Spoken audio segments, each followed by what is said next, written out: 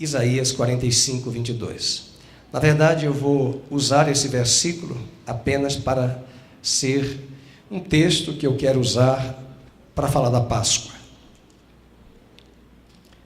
Queria que você lesse comigo em voz alta o verso 22, todos juntos. Olhai para mim, sede salvos, vós todos, os limites da terra, porque eu sou Deus e não há outro. Vamos ler a primeira frase do verso 22. Olhai para mim e sede salvos. Há uma outra versão que diz o verbo no futuro do presente. Olharei para mim. Olhareis para mim e sereis salvos. Eu prefiro essa versão. Remete ao futuro.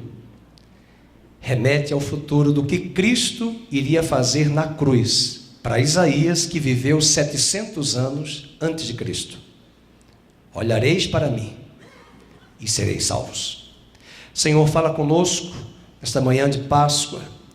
Estamos alegres pela obra de Cristo, mas estamos ainda tristes em nosso coração por uma multidão que lá fora não te conhece.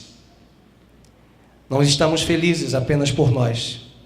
Estamos contristados por ver multidões da nossa família, amigos, colegas de trabalho, que não conhecem a Ti. E que o Senhor tenha misericórdia de suas vidas, como o Senhor teve de cada um de nós. Que o Senhor se revele a eles. Traga a revelação do Evangelho ao seu coração, seus corações. E que eles possam, em breve, estarem juntos como igreja, se alegrando, celebrando o Cordeiro de Deus, que tira o pecado do mundo. Abra os nossos olhos, fala conosco, ministra as nossas vidas nesta manhã, no nome do Teu Filho Jesus, a quem oramos agradecidos. Amém. Você pode sentar. Esse é um dos textos que Isaías profetizou, profeta mais messiânico. O profeta que mais falou do Messias, da vinda do Messias, da segunda vinda do Messias e da morte do Messias. À minha frente está uma mesa que é apenas simbólica, uma mesa que todos os anos os judeus celebram, a Páscoa. Quinta-feira à noite nós estávamos numa vigília aqui na igreja, das 9 da noite até 1 da manhã. Foi um tempo muito bom. Celebramos, oramos por vários motivos. Mas naquela mesma noite, os judeus do mundo inteiro celebravam concomitante a Páscoa. Dia 18 de abril desse ano, eles celebraram o Seder, uma palavra hebraica que quer dizer a refeição pascal. Alguns elementos nesta mesa que estão aqui hoje estavam presentes na quinta-feira última. Em Mateus 26, você pode abrir a sua Bíblia, o evangelista Mateus narra a história do Evangelho, da vida e da obra de Cristo, e compartilha, em algum momento ali naquela passagem, que Jesus pediu que eles preparassem a mesa da Páscoa. Esta refeição da Páscoa não é uma refeição rápida de 15 minutos. Era uma refeição que demora mais ou menos 3 horas de relógio. Por coincidência, na quarta-feira dessa semana, chegou à minha residência uma assinatura de uma revista, que é a revista Morachá, uma revista judaica, que só podem receber essa assinatura se você for judeu ou um gentio que pede a assinatura, e quase é um caso de FBI, que para receber a revista tem que dizer o motivo por que você quer a revista, E ainda que não tenha conta no Banco Safra, tem que ser um gerente do Banco Safra que deu aval para te dar a revista. E eu a recebo todos os anos, são 4 edições por ano. Na verdade, o Safra é um dos pioneiros da revista e, juntamente com várias outras famílias de judeus, produzem essa revista, uma revista muito bem produzida, de qualidade. É uma verdadeira obra de arte, a revista, a produção. E eu recebi, e ali estava a refeição da Páscoa, o Seder. A revista vem em português, mas com vários termos em hebraico, uma grande produção. E naquele momento que eu recebi, lia, eu pensei nesta manhã da refeição da Páscoa. E me remeti ao Evangelho de Mateus, quando no capítulo 26, verso 17, diz, acompanhe: no primeiro dia da festa dos pães asmos, vieram os discípulos a Jesus e lhe perguntaram: onde queres que te façamos os preparativos para comeres a Páscoa? Aonde será a refeição? Aonde será o Seder? Aonde será o rito da Páscoa? E diz o versículo 18 que ele foi à cidade ter com um certo homem. Jesus mandou eles irem à cidade e dizer-lhe: o mestre manda dizer, o meu tempo está próximo. Em tua casa celebrarei a Páscoa com os meus discípulos. Quando nós olhamos para esta passagem, percebemos que Jesus celebrou o Seder da Páscoa.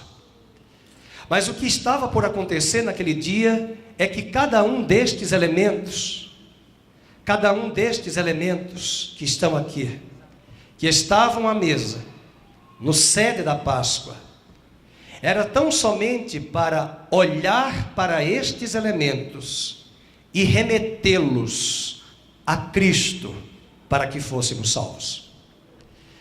Todas as vezes que Deus usou no Velho Testamento figuras que eram sombras de Cristo, a lição era olhar e remeter a Cristo, que um dia viria para que fôssemos salvos.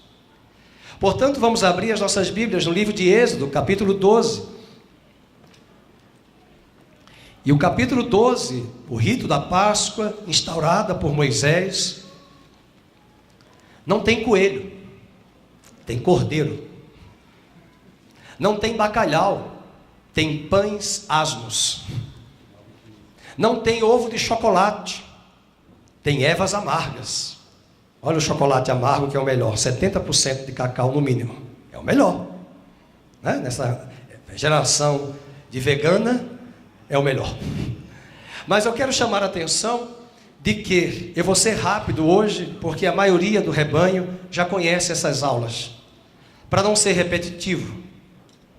O cordeiro é representado por essa coxa de frango assado, porque nem todos podem comer carneiro no século 21.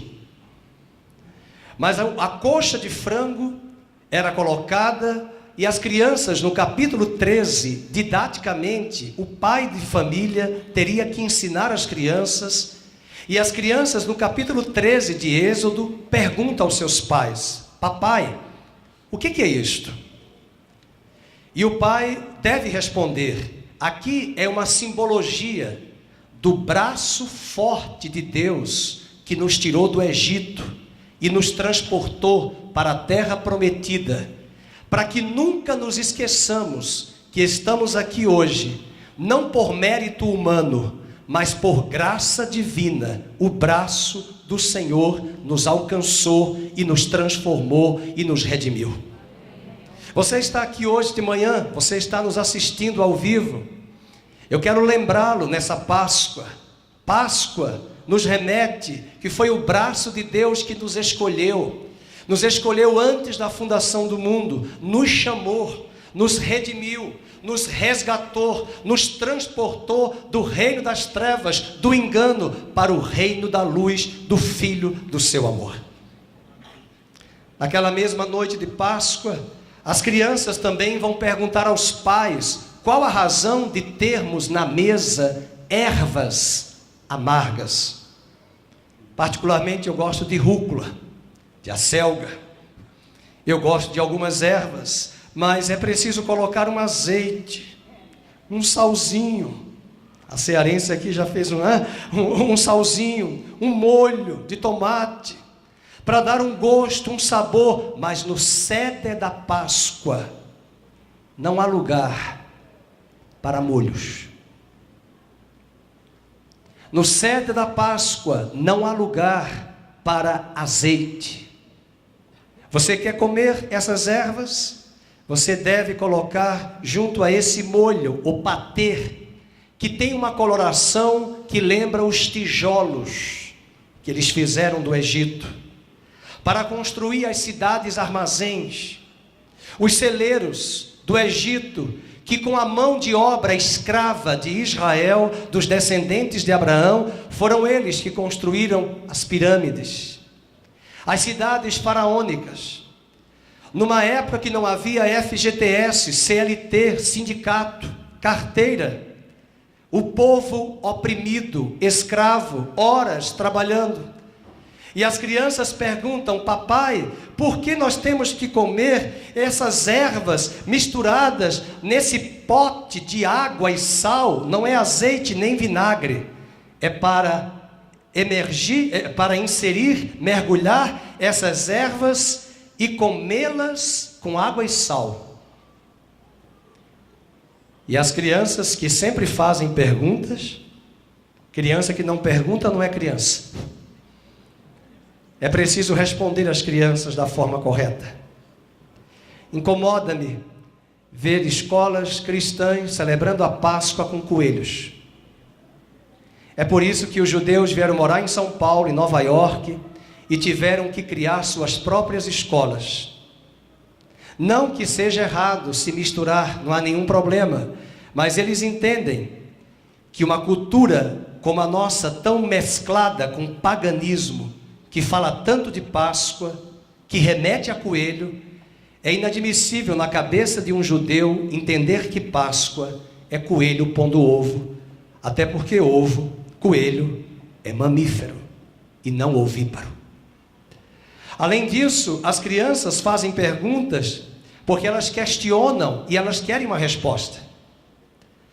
Uma das coisas mais absurdas na pedagogia é um professor mandar uma criança se calar ao fazer uma pergunta. Sócrates dizia que quem não faz perguntas não tem respostas. E é possível que, por meio das perguntas, os nossos postulados de tradição religiosa sejam questionados, colocados em xeque-mate, e possamos buscar, a partir de perguntas que nos instigam. Essas perguntas podem nos trazer possíveis respostas. No capítulo 13 de Êxodo, você pode ler em casa. Por 3 vezes as crianças perguntam: o que é isto? E os pais devem lembrar, e eu quero lembrar hoje de manhã a vocês: a água com sal. Talvez vocês não consigam enxergar de longe as pedrinhas de sais, de cloreto de sódio, de sal que estão aqui. Esse sal e essa água é para lembrar a Israel das lágrimas que eles derramaram no Egito.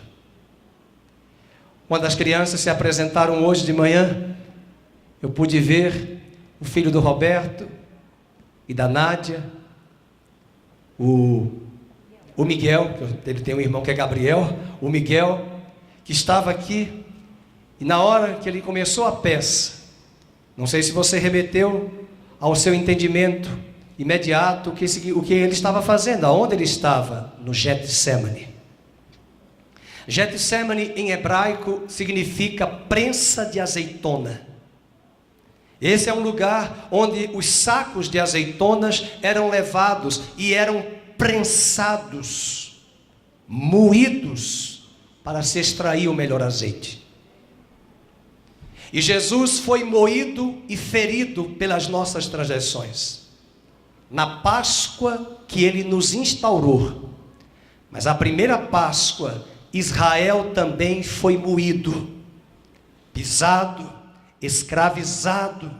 E essa água e sal remetem às lágrimas de um povo que agora tinha um motivo nobre para celebrar o Cordeiro de Deus, a Páscoa.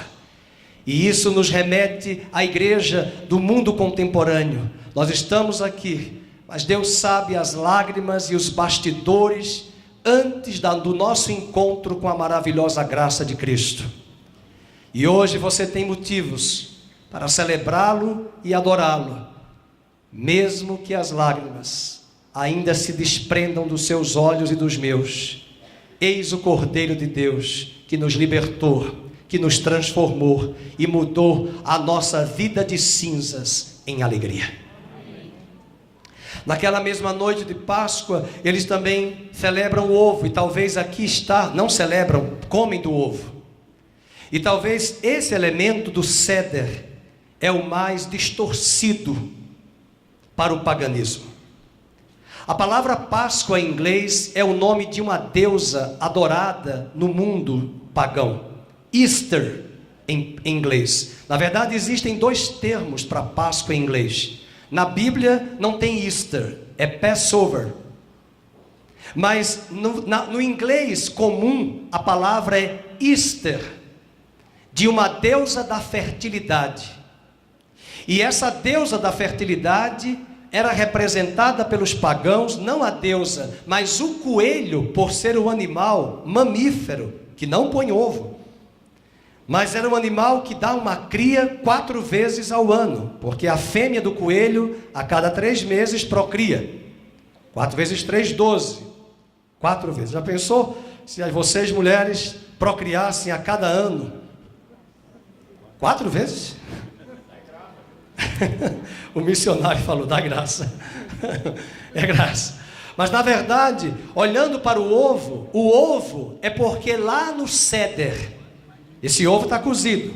Eu dei uma aula uma vez, há muitos anos atrás, e a irmã falou, pastor, eu estava grávida, me deu uma vontade de comer esse ovo com sal enquanto eu pregava. Mas o ovo, eu vou bater para que vocês ouçam, está cozido. Mas por que as crianças vão ver esse ovo e perguntar, papai, por que tem que ser cozido?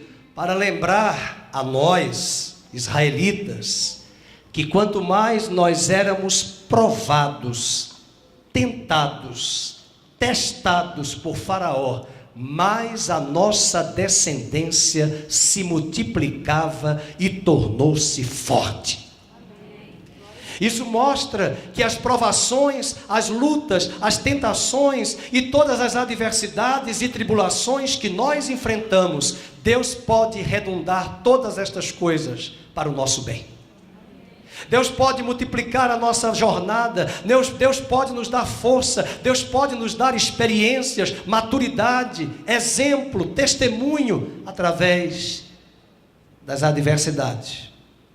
E não esqueçamos que esse ovo só está cozido porque ele foi levado às altas temperaturas do fogo. E o fogo na Bíblia é um símbolo de prova. E o fogo na Bíblia é um símbolo de provação. E é diante das provações que Lucas, que escreve o livro de Atos, no capítulo 14, diz que na viagem missionária dos apóstolos, principalmente de Paulo, ele diz, dizendo aos gentios convertidos, é necessário passarmos por tribulações para que o reino de Deus seja ampliado em nossas vidas. Hoje de manhã eu quero dizer a você que nos assiste, você que está aqui nesse espaço, não despreze as suas provas.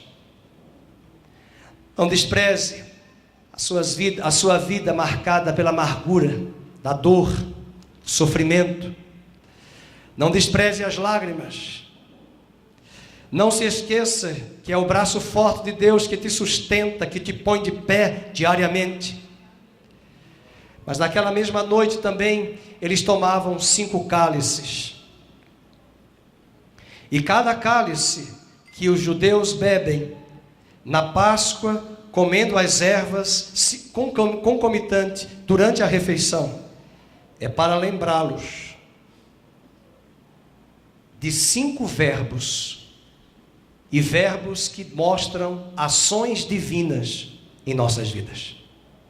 Convido você a abrir a sua Bíblia no capítulo 6 do livro de Êxodo. O capítulo 6 remete-nos, ainda mencionando sobre o preparo do céder da Páscoa, e eles usam esse texto para nos referendar. O capítulo 6, verso de número 2 em diante. Falou mais Deus a Moisés e lhe disse: eu sou o Senhor. Apareci a Abraão, a Isaque e a Jacó como Deus Todo-Poderoso, mas pelo meu nome, o Senhor, não lhes fui conhecido.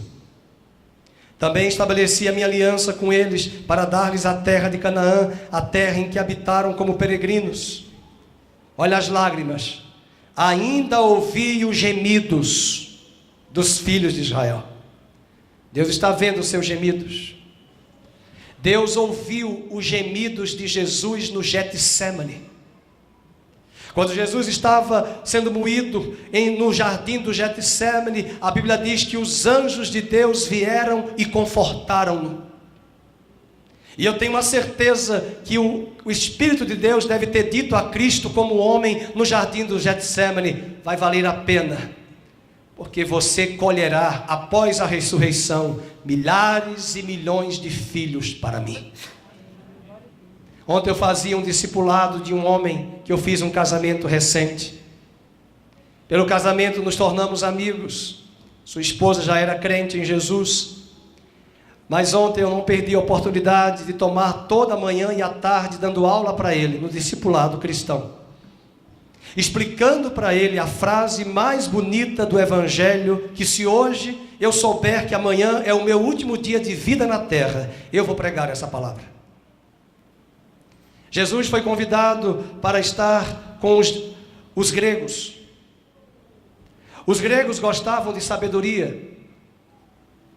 Seria mais ou menos hoje um convite a uma pessoa famosa para um café filosófico da CPFL. Talvez quem não gostaria de sair na revista, como o nosso presidente atual foi eleito uma das maiores personalidades do mundo pela revista Time 100. Há muitos que buscam esse tipo de holofote. Jesus foi convidado pelos gregos para um café filosófico. Os gregos faziam convites assim. Faz de conta que o pastor Felipe é mentor de um grande café filosófico daquela época. Não era um café como hoje na CPFL, mas um evento público, numa arena. E se destacavam aqueles que tinham uma oralidade, uma persuasão no poder do seu pensamento, e eles entendiam que eles eram sábios, os outros, quando jogavam um enigma, e se você interpretasse aquele enigma, você é um dos meus. O convite chega a Jesus, e Jesus dá uma resposta enigmática, e eu brinco dizendo que eles caíram na profundeza das profundidades profundas dos mistérios de Cristo. O convite foi esse: os gregos estão te chamando. Filipe abordou Jesus, e Jesus dá uma resposta célebre: diga a eles que se o grão de trigo cair na terra e não morrer, não dá fruto, mas se morrer, dará muitos frutos.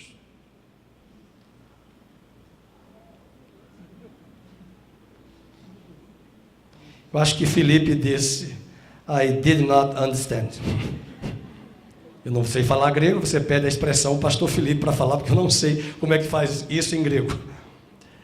Eu não entendi. Que frase é essa? Ainda imagina Filipe dizendo isso para os gregos. E Jesus em off chamou os seus discípulos e disse: quando eu for levantado da terra, eu atrairei todos a mim. Eu não sei se você entendeu, a nossa igreja aqui está bem mista hoje, mas ele quis dizer o seguinte: Deus só tem na terra um único filho, que é o único grão de trigo.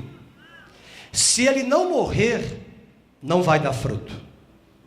Mas se ele cair na terra como unigênito e matar o velho Adão, ali na cruz, ele há de ressuscitar como primogênito, como o último Adão, de uma nova criação. E esse primogênito gerará milhares e milhões de filhos após a sua ressurreição. E quando eu for levantado da terra, eu atrairei todos os homens para mim.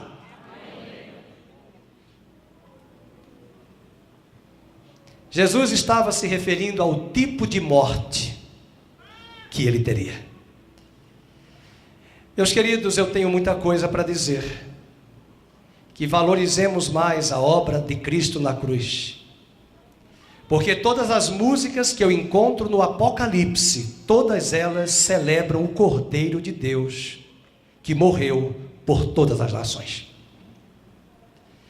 Uma das coisas mais lindas que eu acho na Bíblia, eu dizia ontem no discipulado, porque eu não posso falar de batismo para uma pessoa que não entendeu a mensagem da cruz. Eu não posso me permitir, como pastor, batizar uma pessoa nas águas sem entender o que é receber a Cristo.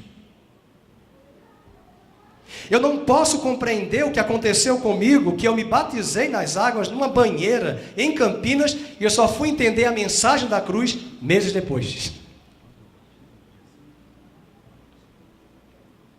Naquela cruz, o diabo caiu na arapuca de Deus. Naquela cruz, o diabo achava que tinha logrado êxito, incitando Pilatos, Herodes, Anás, Caifás e as multidões para dizerem uníssonos: crucificam. E o apóstolo Paulo, por revelação divina, escreve a primeira carta dele aos Coríntios, capítulo 2, dizendo: se os principados deste mundo tenebroso, as potestades das trevas, soubessem o que estava por trás da cruz, jamais teriam crucificado o Rei da Glória. A minha impressão é que quando Cristo ressuscitou, os irmãos lembram da cena da feiticeira do filme As Crônicas de Nárnia, quando o leão ressuscitou. O pastor para falar em Crônicas de Nárnia. E igrejas para não entenderem o que é o filme Crônicas de Nárnia. A feiticeira faz isso, ó.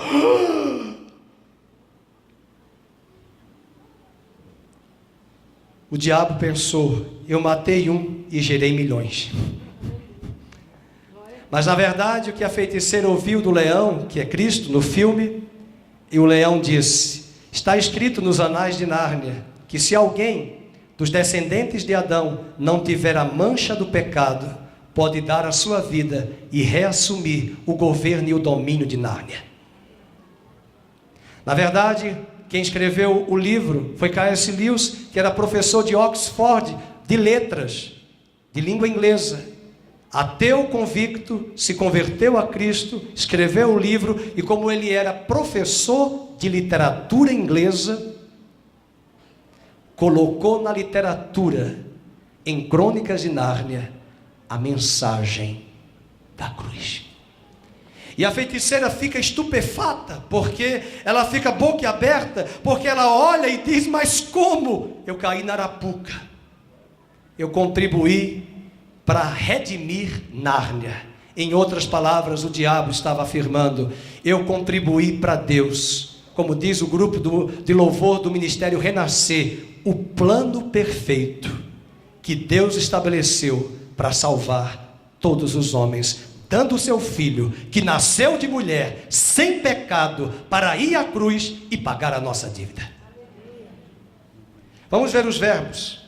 O capítulo 6 diz, no verso número 5 agora: e me lembrei da minha aliança, quando eles escravizavam os filhos de Israel. Portanto, diz aos filhos de Israel, vamos pegar, eu vou descer e mostrar para vocês o cálice.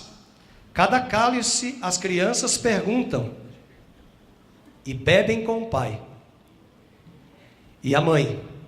E o primeiro verbo qual é? Digam comigo, verso 6: eu vos tirarei de debaixo das cargas do Egito. Deus nos tirou do engano e do pecado. Deus nos tirou da distração, da mentira, das falácias, do engano deste mundo. O próximo cálice, rapidamente, verso de número 6. Eu vos livrarei da sua servidão, eu vos dou livramento. E a Páscoa é um lugar também de libertação. Além disso, o terceiro cálice é para lembrar, no verso número 6, e vos resgatarei. Percebam que tem um substantivo aí importante. Vos resgatarei com braço, o quê? E agora no terceiro cálice, porque os dois eram as entradas. Agora o terceiro cálice é para comer a coxa de frango e lembrar que o braço estendido de Deus nos tirou. Uma das coisas que me incomoda na cristandade contemporânea, o dia que eu aceitei a Cristo, não tem nada disso. O dia em que Cristo te alcançou e te resgatou. Foi Ele que te chamou. Foi Ele que com um braço te alcançou. E nós precisamos valorizar muito a forma como Deus alcança cada pessoa. Cada um aqui tem uma história de vida diferente. Como Deus alcançou você? Eu gostaria de saber, não vai dar tempo de eu ouvir todos vocês. Mas na porta vocês me contam. Aí eu saio 2 da manhã. Vocês me contam como é que o braço de Deus te alcançou. O próximo cálice, o quarto cálice, verso de número 6 ainda. Livrarei, tirarei, livrarei, resgatarei com o braço estendido. E ainda o versículo 7. Tomar-vos-ei, vamos, por meu povo. Esse é o quarto cálice. Terceiro, não é? Resgatarei, tomar-vos-ei, e serei vosso Deus. Tomar-vos-ei por meu povo, é o quarto cálice, e serei o vosso Deus. Só que no versículo 7, a segunda parte, traz, aliás, o versículo 8 traz o quinto cálice. É interessante que Jesus, como um bom judeu, bebeu os 4 cálices. Mas no ceder da Páscoa, os judeus deixam um cálice reservado para o final. Esse cálice é o cálice de Elias. E eles chamam esse cálice de Elias, dizendo que antes que o Messias venha, Elias virá primeiro. E eu queria que vocês acompanhassem a cena. Jesus deve ter tomado esse cálice de Elias e feito algo que eles nunca fizeram. Ele bebeu e disse: isto é o meu sangue que é dado por vós. Eles devem ter pensado: como ele se atreve a tomar o cálice de Elias e beber? Acontece que João Batista, seu primo, já tinha vindo e morrido. E ele disse: João Batista é o Elias que havia de vir. Aqui está aquele que é maior que Elias. E quando eles tomavam o cálice, eles abriam a porta da casa e dizem, e eles fizeram isso essa semana: vem Elias, vem Messias, porque Malaquias capítulo 4 diz que antes que o Messias venha, Elias virá primeiro. Na verdade, alguns distorcem, infelizmente, essa passagem, crendo que Elias se reencarnou em João Batista. A Bíblia condena a reencarnação. Não existe reencarnação, porque Hebreus 9:27 diz que aos homens, eles têm o direito de morrerem uma única vez, seguindo logo o juízo. Está ordenado aos homens morrerem uma só vez. Bem, se eu me reencarnei 10 vezes, quando eu chegar diante de Deus, eu tenho que apresentar para Deus 10 RGs. Um minutinho, que agora eu vou falar. Eu sou do RG 37235503 da França, eu era escravo no século XVIII. Agora eu estou com o RG 37428 do RG do Brasil. Agora eu estou com o RG tal. E um detalhe, com muito respeito, também lido com pessoas espíritas. Mas até eu mesmo estava no engano, e Deus abriu os meus olhos. Mas na verdade são tentativas dos homens buscarem respostas para justificar suas próprias ideologias, suas próprias crenças. E não falo isso num tom de arrogância, porque eu não sou o dono da verdade. Mas eu creio que Jesus é a verdade e Ele pode nos libertar e mostrar o caminho verdadeiro. Amém, queridos?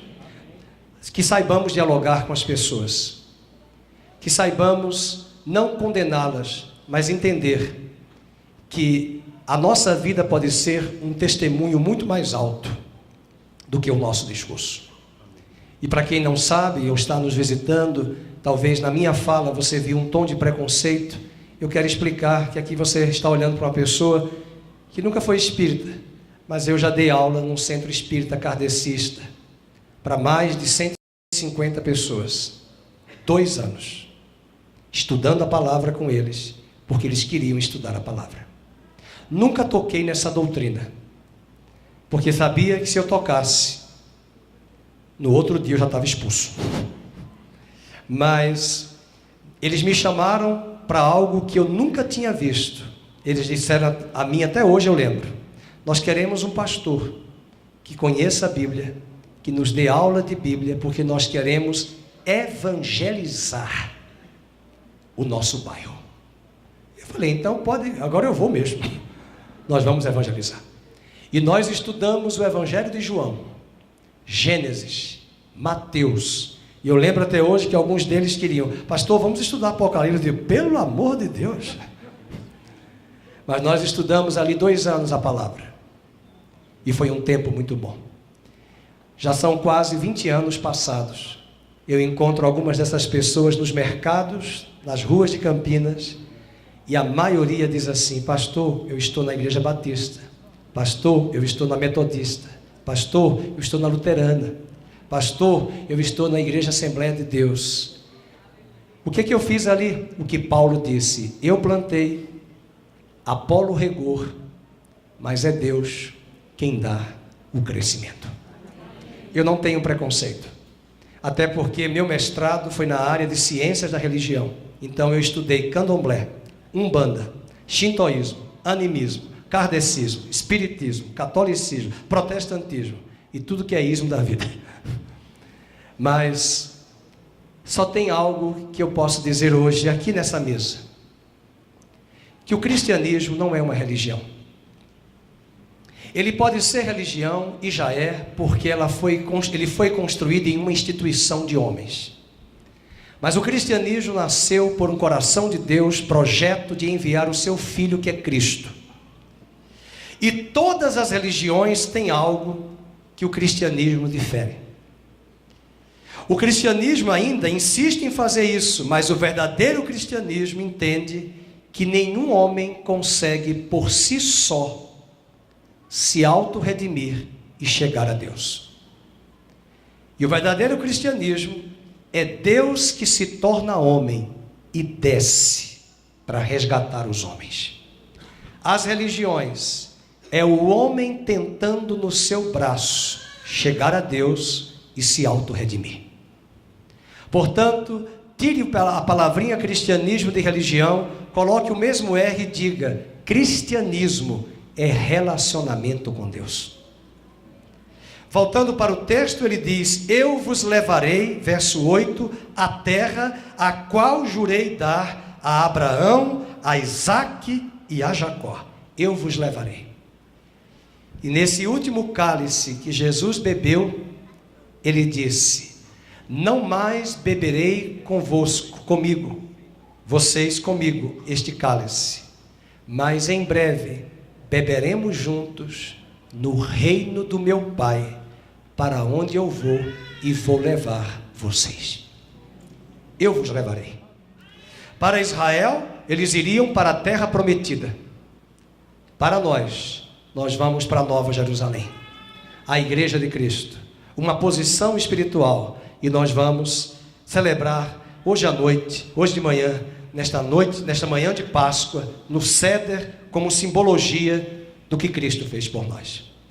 Mas eu volto para o meu púlpito e chamo a atenção de vocês para 2 passagens importantes do meu texto, que eu tinha lido hoje de manhã. Qual foi o texto que eu li? Olhareis olhareis para mim e sereis salvos. Abra sua Bíblia em Êxodo, em Gênesis, capítulo 22. Deus pede a Abraão para imolar Isaque no altar. Deus pede a Abraão para levar o seu filho da promessa, que nasceu sobrenaturalmente, porque sua mãe já era estéril, e Deus deu a ela esse filho, apesar de ser de um fruto de uma relação de Abraão com Isaque, com Sara. Gerou Isaque. Além de Sara ser estéril, Abraão já era avançado em dias. E quando esse filho está já na adolescência, Deus pede a Abraão que leve o seu filho para o Monte Moriá. Talvez você não saiba, o Monte Moriá foi o lugar onde Davi comprou a eira de Araúna e construiu ali o seu filho Salomão, o templo. No Monte Moriá, o texto de Gênesis 22 diz assim, vamos ver. Depois dessas coisas, pôs Deus Abraão à prova e lhe disse: Abraão, este lhe respondeu: eis-me aqui. Acrescentou Deus: toma teu filho, teu único filho, Isaque, a quem amas, vai à terra de Moriá, oferece-o ali em holocausto. E levantou-se, pois, Abraão de madrugada, e tendo preparado o seu jumento, tomou consigo 2 dos seus servos. E a Isaque, seu filho, rachou a lenha para o holocausto e foi para o lugar que Deus lhe havia indicado. Ao terceiro dia, vocês entenderam aí? Ao terceiro dia, erguendo Abraão os olhos, viu o lugar de longe, e o seu filho Isaque pergunta no versículo 7. Quando Isaque disse a Abraão, seu pai: meu pai, respondeu Abraão: eis-me aqui, meu filho. Perguntou-lhe Isaque, vamos ler juntos. Eis o fogo e a lenha. Vamos em voz alta. Mas onde está o cordeiro para o holocausto? Eu pergunto hoje de manhã: aonde está o cordeiro? Na verdade, hoje a pergunta é diferente: aonde está o coelho? A pergunta é: coelhinho da Páscoa, que fazes aqui? Onde é que tu estás, coelhinho? Né? Que trazes para mim? Não é que fazes, que trazes? A minha esposa me corrigiu aqui. Que trazes? Onde é que está o coelho? Não, é aonde está o cordeiro. E quando ele pergunta onde está o cordeiro, você precisa entender gramática. A pergunta é Isaque perguntando para Abraão. Portanto, a pergunta mais óbvia, gramaticalmente correta seria: Deus proverá para si, para ti, Isaque, para ti, ou para nós, o cordeiro. Não. Ele remete para Deus gramaticalmente e diz, porque a conversa é entre Abraão e Isaque. E a resposta é: Deus proverá para si mesmo o cordeiro. E é muito singular que após a fala de Abraão, ele olha e vê um carneiro com chifre, preso entre os arbustos. Toma o carneiro, mata no lugar de Isaque. E na hora que ele vai imolar Isaque, o anjo do Senhor diz: não faças isto, porque agora eu sei que tu temes a mim. E Deus cria um animal substituto, coloca um animal substituto, o carneiro. Olhem para a Bíblia e vejam o que diz. Respondeu Abraão, verso 8: Deus proverá para si, meu filho, o cordeiro para o holocausto. E seguiam ambos juntos. Chegaram ao lugar que Deus lhe havia designado. Verso de número 11. Mas do céu lhe bradou o anjo do Senhor: Abraão, Abraão. Ele respondeu: eis-me aqui. Não estendas a mão sobre o rapaz e nada lhe faças, porque agora eu sei que temes a Deus, porquanto não me negaste o filho, o teu único filho. E vamos ler o 13. E tendo Abraão erguido os olhos, leiam, viu atrás de si um carneiro preso pelos chifres entre os arbustos. Tomou Abraão o carneiro, ofereceu em holocausto em lugar do seu filho. Só que ele falou o verbo no futuro do presente. Este monte se chamará, veja agora no verso 14, e pôs Abraão por nome aquele lugar, todos, o Senhor proverá. Por que proverá se ele acabou de prover? Por que proverá no futuro se ele acabou de prover o carneiro? É porque daqui a 2000 anos dessa passagem, Deus vai levantar o Cordeiro de Deus, que é o seu próprio Filho, que João Batista vai olhar no templo e vai dizer: eis o Cordeiro de Deus, que tira o pecado do mundo. Nesse mesmo lugar que Abraão ofereceu Isaque, e foi trocado por um carneiro, Deus fez cumprir a promessa 2000 anos depois, onde Jesus, seu Filho, se ofereceu como cordeiro sem mancha, sem pecado, para morrer por nós no Monte Moriá. Mas além disso, apontando a profecia, olhareis para mim e sereis salvos, eu concluo, para fechar o pensamento, de 3 momentos que nós devemos olhar e sermos salvos. Acompanhe o raciocínio. Eu olho para a mesa, eu vejo o Cordeiro, eu vejo Cristo nos elementos. Eu olho para o sacrifício de Isaque no Monte Moriá, eu vejo uma permuta do carneiro, assumindo o lugar de Isaque e apontando para Jesus, que no mesmo monte, 2000 anos após, chegaria para ser o Cordeiro. Mas eu finalizo com uma das passagens mais bonitas que eu considero do Velho Testamento, e que Jesus propositalmente usou essa passagem para falar dele mesmo na cruz, morrendo por nós. Aliás, quando eu estudava na área de saúde, eu perguntei a um professor de medicina por que na medicina, na odontologia, na nutrição, na enfermagem, todo símbolo é uma cobra envolta numa haste. Eu não vou responder a resposta que eu ouvi, nada tem a ver. Parece caso de piada. Mas ele não me respondeu, e eu só fui entender quando eu me converti e li Números 21. Abra sua Bíblia em Números capítulo 21. E enquanto você abre, vamos lembrar Isaías 45, 22. Olhareis para mim e sereis salvos. Então vamos para Números capítulo 21.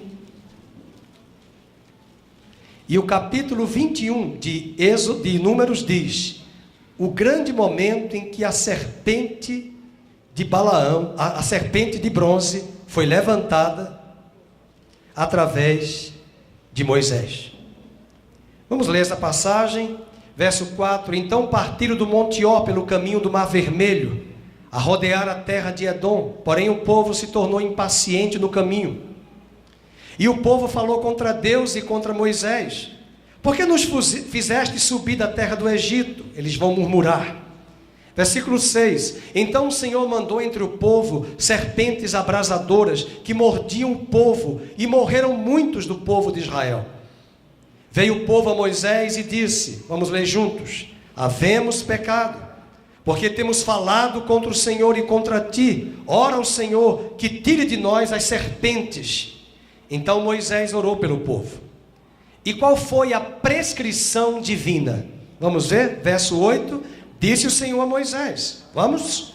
Faz uma serpente abrasadora de bronze, põe-na sobre uma haste, e será que todo mordido, agora vamos falar espanhol, que a mirar, presta bem atenção aqui, não é que se ajoelhar, não é que subir o monte de joelho, aquele que estiver distante do monte e olhar para a serpente e a mirar, será curado. O versículo diz: e todo aquele que for mordido pela cobra, que a mirar, viverá. E fez Moisés uma serpente de bronze, e a pôs sobre uma haste, e sendo alguém mordido por alguma serpente, vamos juntos? Se olhava para a de bronze, sarava. Meus queridos, que passagem ímpar. Quem aqui não conhece o versículo mais famoso do Novo Testamento, que é o coração do Evangelho? Eu vou começar e vocês vão dizer. Porque Deus amou o mundo de tal maneira que deu o seu Filho unigênito, para que todo aquele que nele crê não pereça, mas tenha... Então essa frase começa com a expressão por quê. Então eu não posso falar o 16 sem entender o 14 e o 15. E em João 3,14 Jesus disse: e da mesma maneira que Moisés levantou a serpente no deserto, importa que o Filho do Homem seja levantado no madeiro, para que todo aquele que nele crê não pereça, mas tenha a vida eterna. Aí sim você pode dizer, porque Deus amou o mundo de tal maneira que deu o seu Filho. Então veja, Jesus se compara a morte dele, sepultura e ressurreição, à serpente. Lá no Velho Testamento, quem foi picado pela cobra não tem Butantan para ter soro antiofídico, vai morrer. E como não tinha Butantan, o povo chegou a Moisés, coitado de Moisés, 3 milhões murmurando no ouvido dele. E Moisés deve ter gritado: Senhor, dá-me uma UPA, dá-me uma UPA, dá-me um Mariugate. Não sei qual é o melhor. Mas ele disse: faz uma serpente de bronze. E todo aquele que for picado pela cobra, e é interessante, é da própria cobra que vem o antídoto. Se você for picado por uma cascavel, é da própria cascavel que vem o remédio para te curar. E que passagem maravilhosa! Eu posso olhar para a cruz, ver o meu pecado e a minha morte e condenação, mas é dele mesmo, Jesus, pós-ressurreição, que vem a minha cura e a salvação. Olhareis para mim e sereis salvos. Olhareis para o céder da Páscoa e entendereis a mensagem da salvação e da redenção. Olhareis para o Monte Moriá, para o Cordeiro de Deus, que era para ser imolado no lugar de Isaque e que foi providenciado por Deus 2000 anos depois para ser morto. E eu olho hoje para a serpente de bronze, e é dessa serpente que sairá a cura para a minha vida. Na verdade, ele se torna pecado e maldição, para que ao olhar para ele, 2000 anos após a sua morte na cruz, eu posso receber cura e redenção. Hoje de manhã eu finalizo. Isaías 45, 22 nos afirma: olhareis para mim e sereis salvos. Será que você olhou hoje para o céder da Páscoa judaica, entendeu que nesses elementos está a obra de Cristo na cruz? Você olhou para o livro de texto de Gênesis 22, o livro texto de Gênesis 22, o Monte Moriá, ele deveria ser imolado. Vocês perceberam que o próprio Isaque carrega sobre ele a lenha, o madeiro nas costas? Vocês perceberam que o próprio Isaque, ao terceiro dia, 3 dias, pergunta para o pai: onde está o cordeiro? E Abraão responde: Deus proverá para si o cordeiro. Quando Jesus veio à terra, 30 anos de idade, os sacerdotes que estavam no templo não olharam para aquele galileu plebeu, que ele era o cordeiro. Mas o seu primo João, o Batista, o batizador, disse: esse é o Cordeiro de Deus, que tira o pecado do mundo. Olhamos hoje para a cruz do Calvário e lembramos da serpente na haste. E é interessante que a medicina, odontologia, nutrição, enfermagem, todas essas áreas de saúde têm a cobra. Isso mostra que não é mito, é verdade. Alguns perguntam: é mito ou é verdade? Eu acho uma loucura chamar alguém de mito. Na campanha, olha o mito, tudo bem, vingor. Mas mito pode ter fundo que não seja verdadeiro. Na verdade, nunca existiu o mito, o Deus, como é o nome daquele Deus que era tão belo? Narciso. Mas era apenas uma alegoria, uma narrativa mítica dos gregos para ensinar lições. A mesma coisa, a serpente de bronze, contrariamente, a serpente de bronze não é mito, porque esse incidente aconteceu. E o que aconteceu logo em seguida? Quem foi picado pela cobra e mirasse a serpente de longe, foi curado. E essa é a razão pela qual a medicina e a área de saúde entende que ela é um instrumento para proporcionar aos homens a cura. E eu finalizo dizendo, foi essa passagem tão inusitada que Jesus disse, e do mesmo modo que Moisés levantou a serpente, o Filho do Homem será levantado, para que todo aquele que nele crer e mirar na cruz, não pereça, mas tenha a vida eterna. Convido você a ficar de pé. Nós vamos sair para as nossas casas, vamos almoçar em família, a Páscoa, mas que você saia desse lugar celebrando o Cordeiro de Deus, que te libertou e te resgatou. Acredito que hoje você tem mais gratidão no seu coração. Olhareis para Ele e sereis salvos. Olhemos para o cedro, olhemos para a serpente na haste, olhemos para Cristo na cruz, olhemos para o Cordeiro no Monte Moriá. Ele proverá, mas na verdade Ele já veio a prover o Cordeiro.